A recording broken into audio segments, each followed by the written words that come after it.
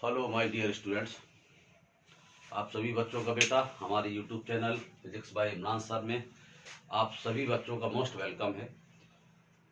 आपने पिछले लेक्चर में हमने आपको वैद्युत क्षेत्र की तीव्रता, उसका फार्मूला, किसी बिंदु आवेश के कारण वैद्युत क्षेत्र की तीव्रता, उसका फार्मूला, वैद्युत द्विध्रुव और वैद्युत द्विध्रुव का आघूर्ण, इस तरह की तमाम छोटी छोटी पॉइंट्स हमने आपको बताए थे और कॉन्सेप्ट को आपके क्लियर किया था। क्योंकि अब आप उस छोटी छोटी सी चीज़ों को अध्ययन करते हुए अब नए लेक्चर में आज के आ रहे हैं, तो इसलिए आपको आने वाले लेक्चर में कोई प्रॉब्लम नहीं क्रिएट होगी। ठीक, आज का जो लेक्चर रहेगा वो ऐसा मानिए कि डेरिवेशन डे है आज आपका। जो इस फिजिक्स के पहले चैप्टर के जो डेरिवेशंस हैं उनमें से दो बहुत बहुत बहुत महत्वपूर्ण डेरिवेशन हैं आज जो हम आपको इस लेक्चर में कराएंगे। ठीक, इतने महत्वपूर्ण है, इतने इम्पोर्टेंट हैं कि बेटा अब हम हमारा जो अपना कॉन्फिडेंस है, या ये कहिए कि हमारा जो 20, 22, 24 साल का एक्सपीरियंस है वो बोल रहा है कि इस बार 2026 के एग्जाम में आपको उन दो डेरिवेशंस में एक डेरिवेशन आपको श्योर एंड श्योर 101% आपको इस बार आपके एग्जाम में मिलेगा। ये हमारा अपना कॉन्फिडेंस है, अपना एक्सपीरियंस है। तो चलिए, खैर फिर वही बात आती है कि टाइम को ना बर्बाद करते हुए आप अपने सीधे सीधे लेक्चर पे आ जाए। तो आज हम शुरुआत करते हैं अपने दो में से पहले डेरिवेशन की। सबसे पहले आप उसका क्वेश्चन लगाइए। क्वेश्चन इस तरह होगा, लिखिए, किसी वैद्युत द्विध्रुव के कारण अच्छी स्थिति में, एक चीज और क्लियर कर दे बेटा, परीक्षा में कभी कभी अच्छी शब्द जो है उसका सिनोनिम्स आ जाता है, पर्यायवाची आ जाता है, उसको हम अनुदैर्घ्य भी कहते हैं। क्या कहते हैं? अनुदैर्घ्य। देखिए, अच्छी का मतलब किसी अक्ष से होता है, यानी किसी एक रेखा से होता है, एक लाइन से होता है, और अनुदैर्घ्य का मतलब भी एक रेखीय से होता है, रेखा से ही होता है। ठीक, तो ब्रैकेट में आप लिख लेना अच्छी के बाद अनुदैर्घ्य। किसी वैद्युत द्विध्रुव के कारण, किसी वैद्युत द्विध्रुव के कारण अच्छी स्थिति में वैद्युत क्षेत्र की तीव्रता के लिए, वैद्युत क्षेत्र की तीव्रता के लिए व्यंजक प्राप्त कीजिए। किसी वैद्युत द्विध्रुव के कारण अच्छी स्थिति में वैद्युत क्षेत्र की तीव्रता के लिए व्यंजक प्राप्त कीजिए। Very very very most important. बहुत गौर करिएगा आप एक एक चीज को। हालांकि हम जितनी भी इससे संबंधित जो छोटी छोटी चीजें थी वो हम आपको पिछले लेक्चर में बता चुके हैं, तो अब समस्या कहीं नहीं रह गई। फिर भी आप थोड़ा सा देखिएगा, गौर करिएगा। इसके बाद भी अगर आपको प्रॉब्लम कोई क्रिएट हो तो आप कमेंट बॉक्स में हमको आके बताएं, कॉल करके पूछने की कोशिश करिए। ठीक, तो चलिए, खैर हमने आपको एक वैद्युत द्विध्रुव के बारे में बताया था बेटा। जैसे ये एक वैद्युत द्विध्रुव है। वैद्युत द्विध्रुव कैसे बनता है? दो आवेशों से मिलकर बनता है। वो किस तरह के दो आवेश होते हैं? समान और विपरीत। समान का मतलब Q Q, विपरीत का मतलब प्लस माइनस। ठीक, ऐसे दो आवेशों को मिलाकर एक वैद्युत द्विध्रुव बनता है, और ऐसे दो आवेशों के बीच की दूरी को क्या बताया था? 2L। पिछले लेक्चर के हिसाब से आप कुछ समझ पा रहे हैं। इस वैद्युत द्विध्रुव को नाम दे दो बेटा AB। बहुत गौर से देखना, क्योंकि जो आपको हम डायग्राम में चित्र में दिखा रहे हैं यही आपको अपनी लैंग्वेज में लिखना है। जो आप लिखते हैं माना ऐसा ऐसा ऐसा ऐसा, ठीक, वो रटने की चीज नहीं होती है। आप उसको समझिए और अपने हिसाब से अपनी भाषा में बना के लिखिए, वो सबसे अच्छी भाषा कहलाती है। एक वैद्युत द्विध्रुव AB हो गया। ये इसका एक मिड पॉइंट मान लिया हमने, मध्य बिंदु मान लिया O।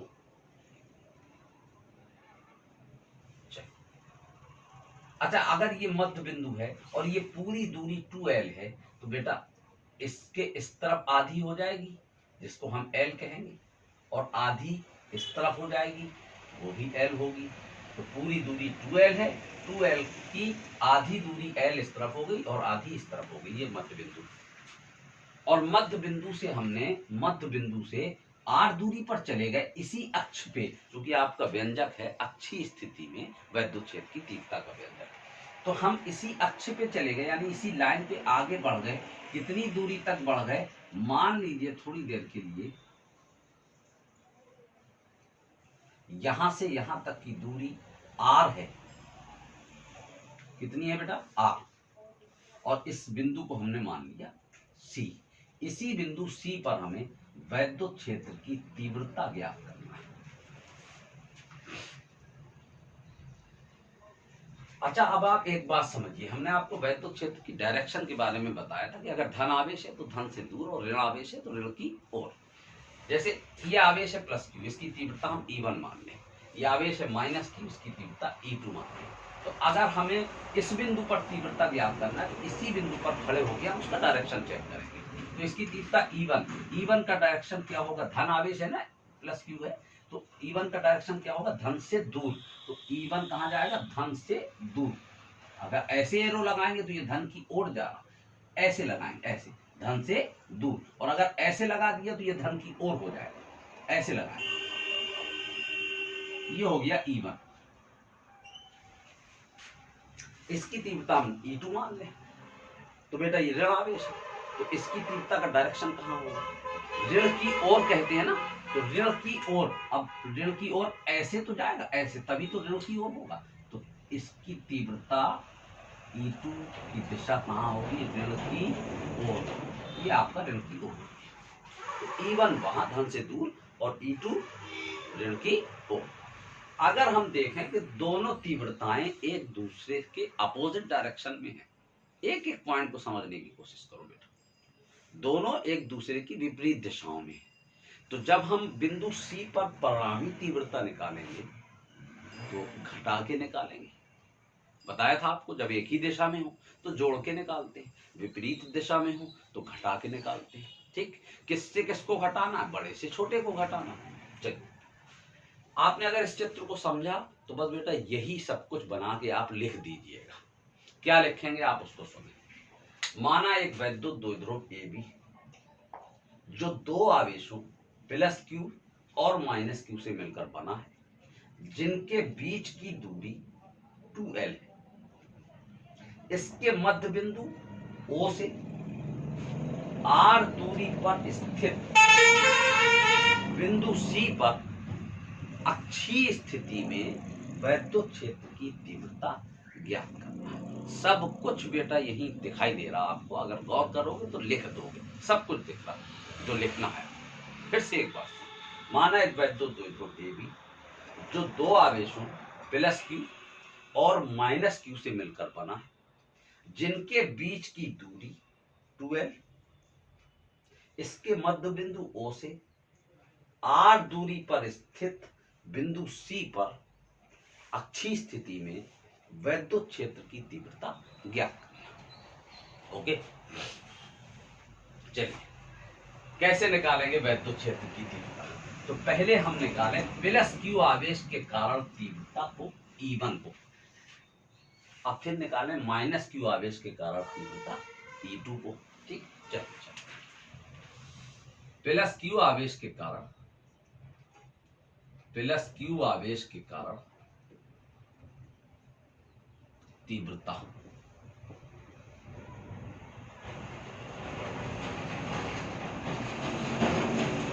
हमने आपको बताया था बेटा पिछले लेक्चर में, तीव्रता का सूत्र किसी आवेश के कारण तीव्रता E बराबर 1/4πε0 q/r²। r का मतलब दूरी, दूरी का स्क्वायर। बस इस सूत्र पे फोकस करोगे सब कुछ क्लियर हो जाएगा। +q आवेश के कारण तीव्रता हमने E1 मानी है, तो चलो हम तीव्रता को E1 कर दें, है ना, बराबर 1/4πε0 इंटू q/r², तो आवेश q है, अपॉन r का मतलब दूरी, हमें देखना पड़ेगी बेटा दूरी कितनी है। +q आवेश के कारण हम तीव्रता निकाल लें, और +q कहाँ रखा, A पर, जबकि हमें परिणामी तीव्रता कहाँ ज्ञात करना है, C पर। तो ए से सी तक की जो दूरी होगी उसको हम आर कहेंगे। ठीक, अब ए से सी तक की दूरी को चेक करो, ए से सी तक या सी से ए तक, कैसा भी समझ लो। ठीक, गौर से देखना, ए से सी तक कह दो या सी से ए तक। तो चलो सी से चलो, यही है ना, सी के सामने है। अब सी से चले तो यहां तक कितना हो गया आर, और यहां से यहां ये, यहां से ये कितना है बेटा, ऊपर देखो एल है ना, तो ये आर हो गया और ये एल हो गया इतना। ठीक, तो आर प्लस एल, ये पूरी दूरी बन गई। तो हम यहाँ क्या रखेंगे, आर की जगह पर आर प्लस एल का होल स्क्वायर, स्क्वायर लगा ना दूरी। ठीक, इसके बाद निकालें हम माइनस क्यू आवेश के कारण तीव्रता। माइनस क्यू आवेश के कारण तीव्रता। चल, इस तीव्रता को हमने E2 माना, सूत्र वही रहेगा 1/4πε0 इंटू क्यू, आवेश कितना है क्यू। ठीक, आपके मन में हो सकता कि एक डाउट ये आ रहा हो कि बेटा प्लस क्यू में तो सर ने प्लस क्यू रखा, लेकिन माइनस क्यू में भी प्लस क्यू रख रहे हैं। ठीक, नो डाउट, वैद्युत क्षेत्र की तीव्रता आवेश की प्रकृति पर निर्भर नहीं करती। प्लस क्यू होगा तो प्लस क्यू रखेंगे, माइनस क्यू होगा तब भी प्लस क्यू रखेंगे। तो आवेश क्या रखा, क्यू अपॉन आर स्क्वायर, यानी दूरी का स्क्वायर। तो दूरी बेटा चेक करती है जरा। ठीक, तो माइनस क्यू आवेश की कारण तीव्रता निकाल लें, और माइनस क्यू कहाँ रखा है, बिंदु बी पर रखा है, जबकि हमें तीव्रता कहाँ ज्ञात करना है, सी पर। तो बेटा बी से सी तक की जो दूरी होगी बस वही दूरी लेना है। ठीक, तो बी से सी तक की दूरी को समझना ध्यान से। ये दूरी कितनी है, ये दूरी आर, यानी यहाँ ओ से सी तक, ओ से सी तक देखो आर है। ठीक, आराम से देखो आर है।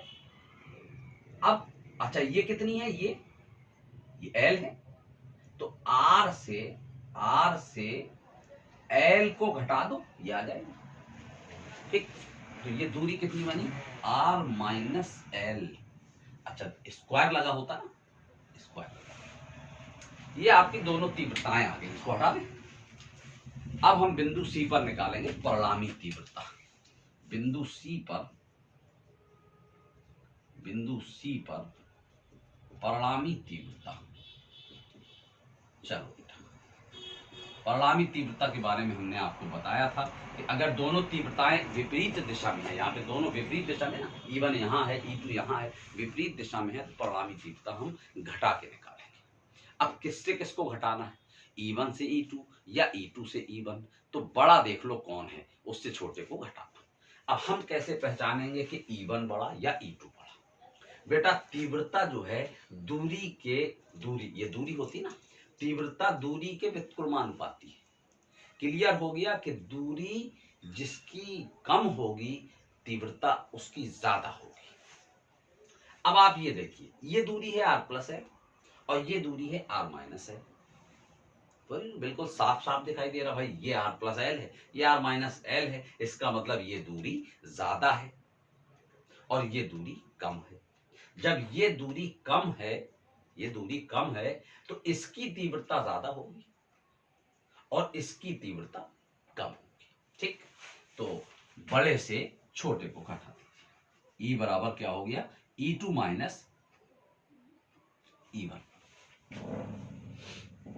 मान रख दो दोनों, E2 का मान है 1/, चलो नीचे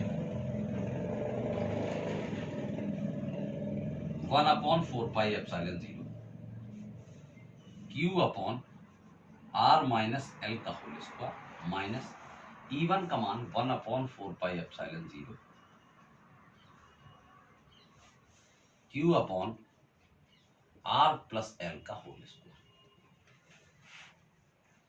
ठीक, इन दोनों में बेटा कॉमन आपको साफ साफ दिखाई दे रहा होगा कि कॉमन क्या है।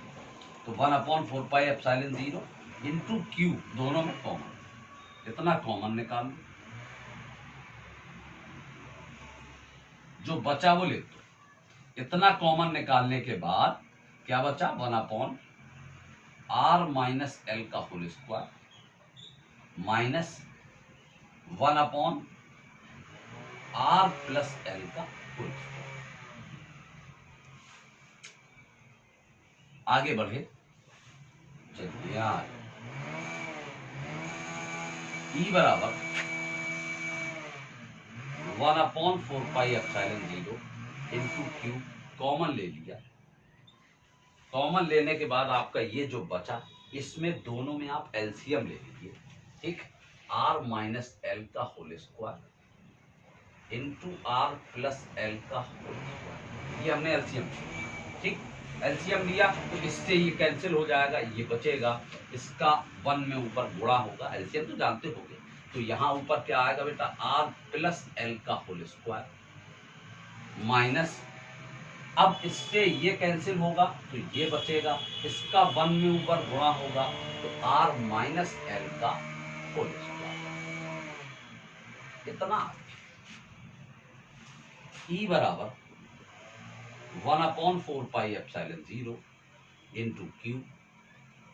इसको बेटा तोड़ दो, आप अच्छे से जानते हैं a प्लस बी का होल स्क्वायर बन रहा है, और ये a माइनस बी का होल स्क्वायर बन रहा है, ठीक। A square plus B square plus 2ab, और ये a square minus B square, a square plus B square minus 2ab। तो अगर हम इसको तोड़ेंगे तो ये क्या बनेगा बेटा, R square plus L square plus 2rl, ठीक, माइनस, इस पे आ जाओ तो R square plus L square minus 2rl upon में, एक एक चीज को समझो आराम से, कोई जल्दबाजी की जरूरत नहीं। ये r माइनस एल है और ये r प्लस एल है। अभी थोड़ी देर को मान लो कि ये स्क्वायर नहीं लगा, मान लो तो ये r minus L into R plus L, यानी a minus B into A plus B क्या होता है, A square minus B square. उसी तरह से r minus L into R plus L क्या हो जाएगा, R square minus L square. अच्छा, दोनों में स्क्वायर लगा था तो हमने सीधा सीधा होल स्क्वायर कर दिया इकट्ठा करके। चलिए, ई बराबर 1/4πε0 इंटू क्यू। बस बेटा कैलकुलेशन है, सीधा सीधा सिंपल सा, कोई बहुत बड़ी चीज, हम बहुत टेक्निकल चीजें नहीं बता रहे उसमें। जो थी टेक्निक वो सिर्फ यहां तक थी, अब कुछ है नहीं, वो कैलकुलेट कर रहे थे। चलिए, R square plus L square plus 2rl, हम माइनस इंटर करेंगे, माइनस का मल्टीप्लाई करेंगे तो अंदर के सारे चिन्ह बदल जाएंगे, minus R square minus L square plus 2rl upon में आ गए R square minus L square का होल स्क्वायर। बहुत आराम से आपको दिखाई दे रहा होगा अच्छे से कि आर स्क्वायर से आर स्क्वायर कैंसिल हो रहा, एल स्क्वायर से एल स्क्वायर कैंसिल हो रहा, तो ई बराबर आ गया 1/4πε0 इंटू क्यू। बेटा बच क्या रहा वो देखो, बचा ऊपर 2rl प्लस 2rl, 4rl हो गया, कितना 4rl, और अपॉन में क्या बचा, अपॉन में R square minus L square का होल स्क्वायर, ठीक। थोड़ा सा ध्यान देना, 1/4πε0 इंटू क्यू, ये जो 4rl है, 4rl, अगर हम इसको लिखने का थोड़ा सा स्टाइल अपना बदल दें, यानी 4rl है, 4rl, ध्यान देना, इससे 2 निकाला और ये l लिया, 2l हो गया। अब इसमें 2 बचा, 2 इंटू 2 4, तो 2 ले लिया, 2 बचा तो इंटू में 2 और क्या बचा r। अब आप अलग से चेक कर लो, मल्टीप्लाई इसका और इसका मल्टीप्लाई करो, 2 दूनी 4, rl rl 4rl, ठीक। अपॉन में आ जाओ R square minus L square का होल स्क्वायर। थोड़ा इसको अगर हम स्पेशलाइजेशन इसका कर दें, इसको हमने ब्रैकेट में बंद, आपने बहुत अच्छे से पढ़ा बेटा, थोड़ा सा हम यहाँ आ जाए, चलो, बहुत अच्छे से आपने पढ़ा है कि P बराबर वैद्युत द्विध्रुव का आघूर्ण P बराबर Q इंटू 2L होता है। तो हम Q इंटू 2L की जगह P रख सकते हैं। ठीक, एक चीज और समझो, आप अगर चित्र से गौर करोगे तो ये दूरी L है और ये दूरी R है। अगर हम कंपैरेटिवली देखें तुलनात्मक तरीके से, तो L जो है वो R की तुलना में बहुत छोटी है। L R की तुलना में बहुत छोटी नाप है। L less than R। ध्यान देना इस पॉइंट को आप। L R की तुलना में बहुत छोटा है। हम आपसे कहें कि जैसे 5 छोटा है, तो 5 एक संख्या है, 5 का स्क्वायर क्या होगा 25। तो 5 संख्या है लेकिन उसका जो स्क्वायर है वो 25 है, वो उससे बड़ी होगी। लेकिन यहां उल्टा है बेटा, जब कोई संख्या बहुत छोटी होती है तो उसका स्क्वायर उससे भी छोटा हो जाता है। आप कहोगे अरे संख्या कोई 3 है तो उसका स्क्वायर तो 9 होता है ना, छोटी कहां से होगी? 3 का स्क्वायर 9। समझो, कोई संख्या 0.2 है, छोटी सी नहीं, बात छोटी संख्या की कर रहे, सूक्ष्म। तो 0.2 का स्क्वायर कितना होगा बेटा? 0.04। बताओ कौन है? स्क्वायर किया तो और छोटा हो गया ना। उसी तरह से अगर L छोटा है R से, तो जो L का स्क्वायर होगा वो अत्यंत छोटा होगा और इतना छोटा होगा कि हम L स्क्वायर को वहां से निग्लेक्ट कर देंगे। ठीक, तो अगर L बहुत छोटा है R से तो हम कह सकते हैं इसलिए L square is neglected. L square is neglected, यानी L स्क्वायर को वहां से हमने नगण्य मान लिया। अब बेटा यहां पे आ जाओ जरा, हमने Q इंटू 2L की जगह P रखा। E बराबर, यहाँ पे हम ले E बराबर 1/4πε0 Q इंटू 2L की जगह P रखा इंटू 2R और अपॉन में आता। L स्क्वायर को जब हमने यहां से निग्लेक्ट ही कर दिया तो फिर बचा क्या यहाँ? R स्क्वायर, और उसके ऊपर स्क्वायर तो लगा ही है भाई। L स्क्वायर तो खत्म हो गया, अब क्या बचा? R स्क्वायर का स्क्वायर, यानी R की पावर 4। R की पावर 4, तो E बराबर आपका या 1/4πε0 इंटू, अब R से R की पावर 4 को काट दो तो R की पावर 3 बचेगा और ऊपर क्या बचेगा? 2P अपॉन क्या बचा था? R3।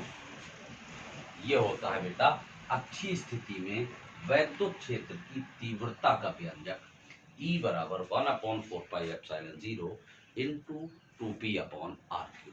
Very very very very very most important derivation.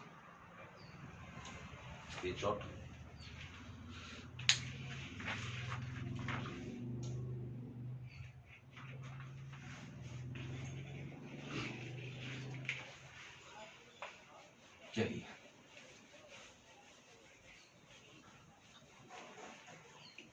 अब इस चैप्टर का दूसरा डेरिवेशन बस लगभग थोड़ा सा मिलता जुलता है, दोनों एक दूसरे के कजिन हैं ऐसा मान लीजिए आप। ठीक है, अब कजिन हैं तो थोड़े बहुत गुण तो मिलते ही हैं भाई।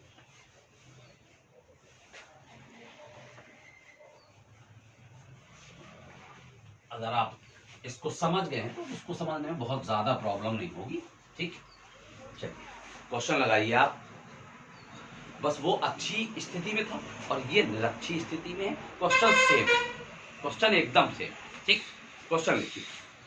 किसी वैद्युत द्विध्रुव के कारण निरक्षी स्थिति में, बेटा निरक्षी का पर्यायवाची जो होता है, सिनोनिम्स जो होता है वो अनुप्रस्थ होता है। कभी एग्जाम में इस तरह से भी आ जाता तो आप कंफ्यूज ना हो, ब्रैकेट में लिख लेना, निरक्षी के बाद ब्रैकेट में अनुप्रस्थ भी लिख लेना।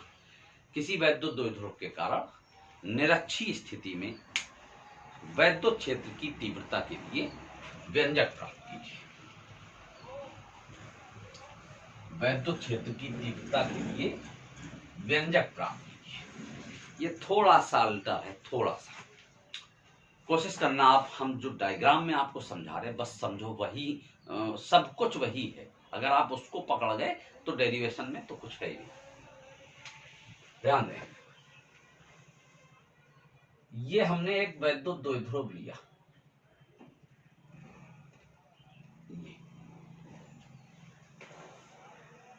और इसका नाम क्या दिया बेटा, ए बी। अच्छा, वैद्युत द्विध्रुव कैसे बनता है, दो आवेशों से लेकर बनता ना, प्लस क्यू और माइनस क्यू, दो आवेशों से मिलकर बनता है।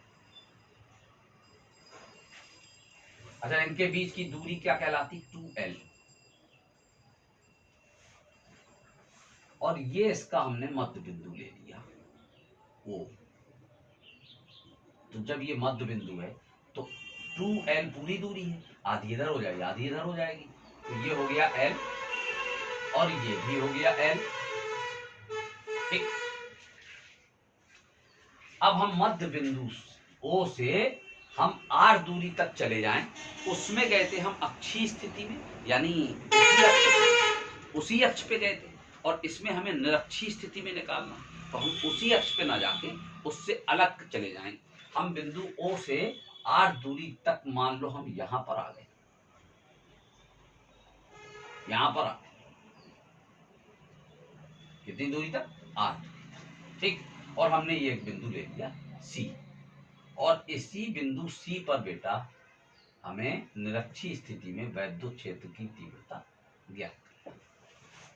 आप ध्यान दें जरा, थोड़ा सा अगर हम एक सहारे के लिए हम इसको इससे मिला दें और इसको इससे मिला दें, ठीक, और यहाँ पे एक न्यून कोण हम एंगल को मान लें थीटा, न्यून कोण है ना।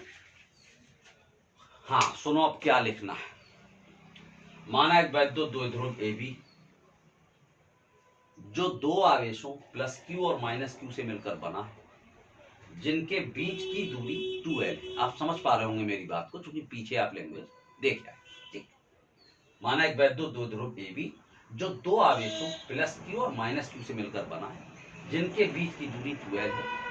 इसके मध्य बिंदु O से R दूरी पर स्थित बिंदु C पर निरक्षीय स्थिति में वैद्युत क्षेत्र की तीव्रता ज्ञात करना है। सब कुछ बेटा डायग्राम में आपको दिख रहा है जो लिखना है। ठीक, थोड़ा सा और आगे क्या लिखना है उसको आप पहले और समझ लो पहले, फिर आगे छोटा सा एक पैराग्राफ और बनाना। बिंदु C पर हम अगर देखें तो जो तीव्रताएं होंगी, इस आवेश की तीव्रता E1, इस आवेश की तीव्रता E2 है ना, तो उनकी दिशा क्या होगी। मान लो जैसे ये प्लस Q आवेश है, तो प्लस Q आवेश की तीव्रता अगर E1 है और इस बिंदु पे खड़े होकर हम कहें कि E1 की दिशा क्या होगी, बेटा धन आवेश है तो धन से दूर होगी, तो धन से दूर ऐसे होगी ना, ऐसे ऐसे थोड़ी ना होगी, ये तो धन की ओर हो जाएगा, तो ऐसे होगी। तो E1 का डायरेक्शन ये हो गया बेटा। अब आइए जरा इसी बिंदु पे खड़े होके हम E2 का डायरेक्शन देखें, इस आवेश की जो तीव्रता E2, तो E2 का डायरेक्शन कैसा होगा भाई, ऋण आवेश है तो ऋण की ओर होगी, ऋण की ओर, तो E2 का डायरेक्शन ये हो गया। ठीक, थोड़ा सा हम एक काम कर लें, इसको यहां से हटा के बिंदु C को हम यहां कर दें। ठीक, डिस्टर्ब कर रहा, ये वैद्युत क्षेत्र की तीव्रता हमें ज्ञात करना थी। ठीक, बिंदु C पर, चलिए ये E1 है और ये E2 है। अब E1 और E2 दोनों तीव्रताओं की परिणामी तीव्रता निकालना है आपको। तो परिणामी तीव्रता मान लो बेटा ये है, परिणामी तीव्रता ये है, ये। ठीक, जैसे हमने ये न्यून कोण लिया, हम चाहें तो यहां इसको भी हम कह सकते हैं न्यून कोण थीटा। अब गौर से देखो बेटा, ये 90 एंगल बन रहा है, तो जब ये 90 एंगल है तो ये समकोण त्रिभुज कहलाएगा। अच्छा, ये L क्या है, अगर ये समकोण त्रिभुज है तो ये आधार कहलाएगा L, और ये लंब कहलाएगी भुजा, कौन सी, R। ये आधार, ये लंब है ना, तो कर्ण कितना होगा, अंडर रूट आधार स्क्वायर प्लस लंब स्क्वायर। तो कर्ण कितना आ जाएगा, under root L square plus R square. अगर हम यहाँ की बात करें बेटा तो ये भी समकोण त्रिभुज 90 डिग्री का एंगल बन रहा है यहाँ। तो ये एल है और ये आर है, ये आधार है, ये लंब है। तो कर्ण कितना होगा, under root L square plus R square, under root L square plus R square. ये भी हो जाएगा। ठीक, थोड़ा टाइम लग रहा है समझने में, लेकिन बिल्कुल एकदम सीधा दिमाग में जाएगा। कभी कहीं कोई प्रॉब्लम नहीं होगी। आपने अभी तक जो पढ़ा होगा, हो सकता है आपको कहीं एंगल ना मालूम चल रहा हो, कहीं उसका डायरेक्शन ना समझ में आ रहा हो, कहीं परिणामी तीव्रता निकालने का तरीका ना समझ में आ रहा हो। अभी सब कुछ आएगा समझ। ठीक, अब हम इसको थोड़ा सा हम तीव्रताओं को अलग से समझाएगा। बेटा मान लो, देखो गौर से देखना, ये तीव्रता E1 है, ये E2 है। ठीक, हम अलग से बना रहे हैं। ये तीव्रता E1 है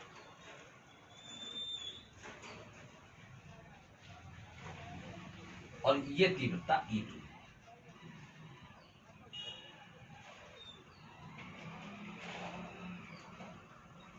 और ये इनकी परिणामी तीव्रता E है। ठीक है ना। अच्छा, ये एंगल थीटा है बेटा, ऊपर चले जाएं तो ये एंगल थीटा होगा। ठीक, तो ये देखना गौर से, ये थीटा है। अब यहां पर तीव्रताएं जो E1 और E2 हैं, उसके दो घटक बनेंगे। E1 के दो घटक और E2 के दो घटक। E1 के दो घटक होंगे, E1 cos theta, E1 sin theta. E1 cos theta कहाँ होगा बेटा, जहां से थीटा चिपका होता है वो घटक कहलाता है E1 cos थीटा। तो ये हो जाएगा बेटा E1 cos थीटा। और इस घटक के ठीक लंबवत जो घटक होता है वो कहलाता है E1 sin थीटा। तो ये हो गया E1 sin थीटा। इसके बाद आइए आप E2 में। तो ये E2 है, तो E2 के भी दो घटक, E2 cos theta, E2 sin theta. तो E2 cos थीटा तो यहां हो जाएगा, थीटा यहां से चिपका है, तो E2 cos थीटा तो यहां हो जाएगा E2 cos थीटा। और E2 sin थीटा इस घटक के ठीक जो लंबवत होगा वो हो जाएगा E2 sin theta, E2 sin theta. ठीक, अब फाइनली एक चीज ध्यान दो, इसके जो साइन वाले घटक हैं वो एक दूसरे की विपरीत दिशा में, देखो ऊपर और नीचे, ये विपरीत दिशा में होने के कारण कैंसिल हो जाते हैं। और जो कॉस वाले घटक हैं, E1 का एक घटक ये और E2 का घटक ये, जो कॉस वाले घटक हैं वो एक ही दिशा में होने के कारण जुड़ जाते हैं। बस यहीं से उसकी परिणामी तीव्रता निकालनी है। ठीक, तो अब आप गौर करिए जरा डायग्राम में, बहुत अच्छे समझने की कोशिश करना। फिर से एक बार हम रिवर्स करते हैं पूरा, जो आपको लिखना है, रटना बिल्कुल नहीं बेटा, आराम से डायग्राम को समझो और अपने हिसाब से, अपने मन से, अपनी भाषा में बनाओ। ठीक, माना एक वैद्युत द्विध्रुव AB जो दो आवेशों प्लस Q और माइनस Q से मिलकर बना है, जिनके बीच की दूरी 12। इसके मध्य बिंदु O से 8 दूरी पर स्थित बिंदु C पर निरक्षीय स्थिति में वैद्युत क्षेत्र की तीव्रता ज्ञात करना है। अब आगे थोड़ा सा और बढ़ाएंगे। बिंदु C पर तीव्रता E1 और E2 दो घटकों में वियोजित हो जाती है, जिसके ऊर्ध्व घटक का मतलब ऐसे या ऐसे, जिसके ऊर्ध्व घटक E1 sin theta, E2 sin theta विपरीत दिशा में होने के कारण निरस्त हो जाते हैं। और क्षैतिज घटक E1 cos theta, E2 cos theta एक ही दिशा में होने के कारण जुड़ जाते हैं। ठीक, बस तब बिंदु C पर परिणामी तीव्रता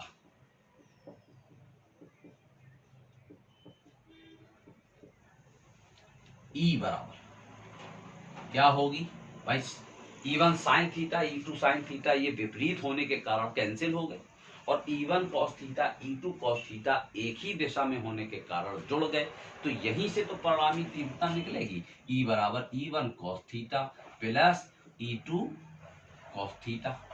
अच्छा, हम cos थीटा बेटा कॉमन ले लें दोनों में, तो E1 plus E2 cos theta हो गया।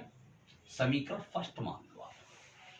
अब आप E1 का मान निकालो, E2 का मान निकालो और cos थीटा का मान निकालो, तीनों मान निकाल के यहाँ रख दो, हल कर लो, सिद्ध हो गया। चलिए E1 निकालते हैं। प्लस Q आवेश के कारण तीव्रता E1, प्लस Q आवेश के कारण तीव्रता E1। बेटा तीव्रता का सूत्र फिर से हम अलग से बता रहे, 1/4πε0 Q अपॉन R स्क्वायर। चलो 1/4πε0 into Q upon R square, यानी दूरी का स्क्वायर, दूरी समझो। प्लस Q के कारण निकाल ले, प्लस Q A पर रखा है। तीव्रता कहाँ निकालना है? C पर निकालना है। तो A से C तक की जो दूरी, उसी को हम दूरी कहेंगे। और A से C तक की दूरी कितनी है बेटा? √L square plus R square, √L square plus R square. अच्छा, फिर दूरी में स्क्वायर लगा होता है तो आप इसका स्क्वायर लगा दो। अच्छा, 1/4πε0 इंटू Q अपॉन, जब हम स्क्वायर लगा और इसमें रूट लगा, इसका स्क्वायर जब हम करेंगे तो रूट हट जाएगा, बचेगा L square plus R square. इसके बाद आइए आप माइनस Q आवेश के कारण तीव्रता E2 बराबर, फिर उसी तरह से 1/4πε0 इंटू Q अपॉन, देखो माइनस Q में भी Q रखना है, इसको ध्यान रखना है। अब Q अपॉन R स्क्वायर, यानी दूरी का स्क्वायर। चलो देखते हैं, माइनस Q के कारण निकाल लें, तो माइनस Q B पर रखा, जबकि परिणामी तीव्रता C पर निकालना है, तो B से C तक की दूरी ये है ना, इसको रख दो आप। अच्छा, √L square plus R square यहाँ रखेंगे, फिर इसका स्क्वायर करेंगे तो रूट हट जाएगा ना, इसी तरह L square plus R square. अच्छा, आप गौर से देखो बेटा, जो E1 है सेम वही E2 है ना। अब आइए cos थीटा की बात करते हैं। तो अगर हम चित्र से देखें, तो cos थीटा का सूत्र क्या है? समकोण त्रिभुज है ना, तो cos थीटा क्या होता है? आधार बटे कर्ण। तो ये आधार हो गया और ये कर्ण हो गया, तो L upon √L square plus R square, ये cos थीटा का मान हो गया।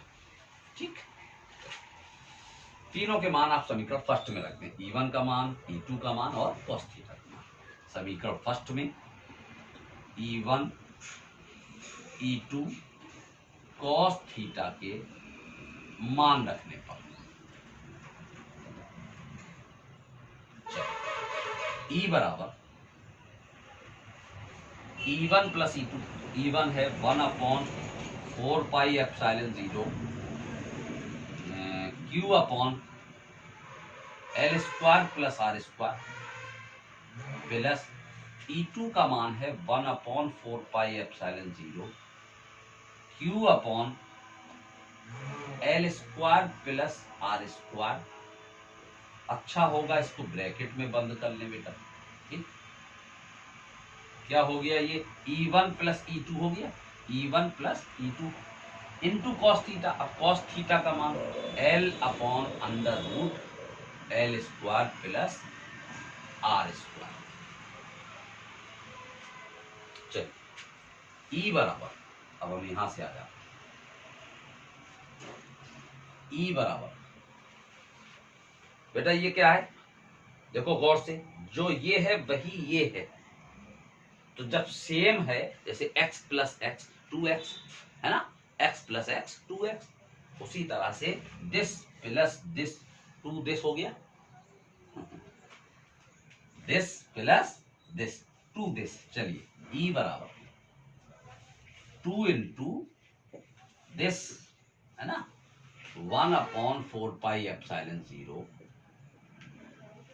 Q upon L square plus R square, और ये तो दोनों जोड़ गए ना, x प्लस एक्स 2x और मैं 2 इंटू दिस कर दिया, ठीक, ये जोड़ गए। इंटू में l upon under root l square plus r square. बेटा दुनिया अपना काम बनाने में लगी है, आप क्यों आराम कर रहे हैं? आप भी अपना काम बनाइए ना। 1/4πε0 इंटू क्यू।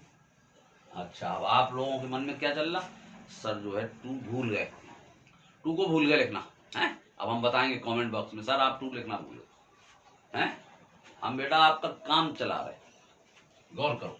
इस 2 को यहां लिखो ना, इनटू में ही तो है, यहां लिखो, यहां लिखो, यहां लिखो, कहीं लिखो तो यहां लिखो, वहां लिखो जहां से आपका काम चले। इंटू 2l अपॉन में आइए, l square plus r square के ऊपर केवल एक ही घात तो है। अच्छा, रूट का मतलब होता आधी घात, अगर हम रूट हटा दें तो l square plus r square के ऊपर आधी घात आ जाएगी। तो इसमें एक घात और इसमें आधी घात, तो 1.5 घात, मतलब 3/2 घात। तो हम इसको क्या कहेंगे, l square plus r square की पावर 3/2। अब वही पुरानी कंडीशन, चूंकि आप जानते हैं, चूंकि यू नो, क्या जानते हैं भाई, वैद्युत द्विध्रुव का आघूर्ण P बराबर Q इंटू 2L होता है। दूसरी बात आप ये जानते हैं कि L बहुत छोटा होता है R से, तो L का जो स्क्वायर होगा वो अत्यंत छोटा होगा, और इतना छोटा होगा कि हम L स्क्वायर को इसलिए L स्क्वायर को हम निग्लेक्ट कर देंगे बेटा। L स्क्वायर इज निग्लेक्टेड, खत्म कर देंगे, हटा दें, खल्लास। चलिए, तब E बराबर क्या होगा, 1/4πε0 इंटू, इसकी जगह हम P रख दें और अपॉन में L स्क्वायर को जब निग्लेक्ट कर दिया तो बचा R स्क्वायर। अब गौर करना बेटा, गौर करने की बात है, R स्क्वायर बचा और उसके ऊपर घात लगी है 3/2। बेटा बचपन में आप पढ़ते थे कि घात के ऊपर घात हो तो घात का घात में गुणा हो जाता है। तो बेटा 2 का गुणा 3/2 में हम करेंगे तो 2 से 2 कट जाएगा, 3 बचेगा, है ना, 3 बचेगा। तो E बराबर क्या हो गया, 1/4πε0 इंटू P अपॉन R की घात 3। ये होता है निरक्षीय स्थिति में वैद्युत क्षेत्र की तीव्रता का व्यंजक। E बराबर 1/4πε0 into P upon R cube. याद रखिएगा आप, अच्छी स्थिति में होता है 1/4πε0 2P अपॉन R क्यूब, और निरक्षीय स्थिति में 1/4πε0 P upon R cube. Okay,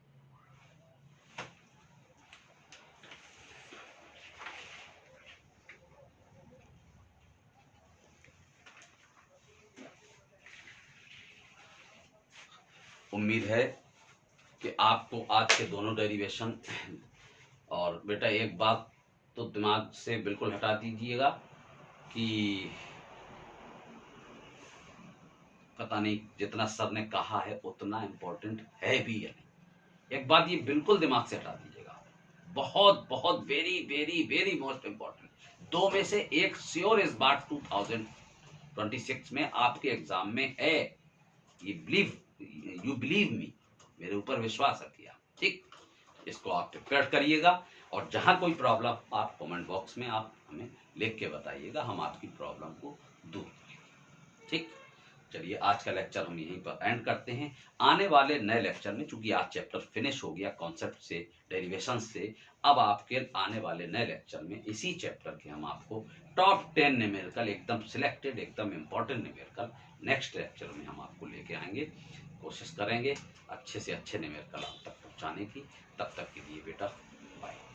आप लोग वेल प्रिपरेशन करिएगा अपनी पढ़ाई का, और अपने स्वास्थ्य का भी ध्यान रखिए।